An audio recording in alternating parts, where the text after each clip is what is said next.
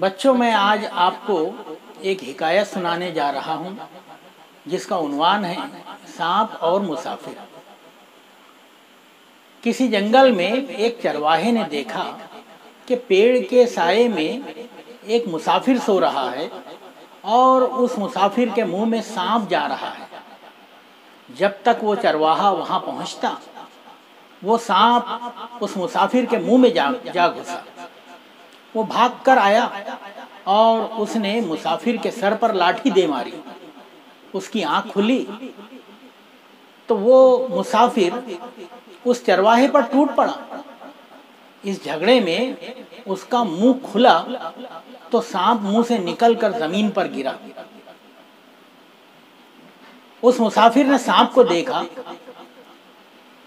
تو چرواہے نے اس سے کہا کہ وہ اس کی جان بچانا چاہتا تھا۔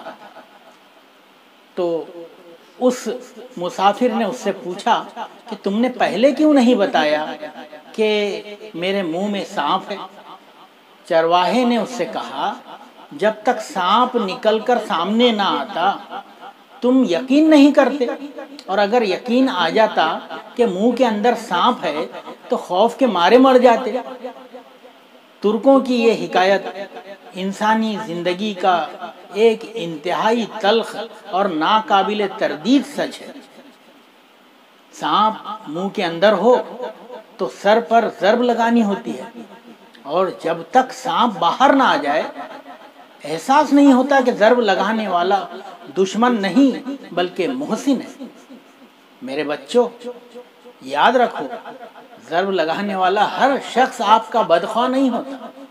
آپ کو سکھانے والے، آپ کے اساتذہ آپ کا بھلا چاہتے ہیں اور آپ کو کسی نقصان سے بچانا چاہتے ہیں۔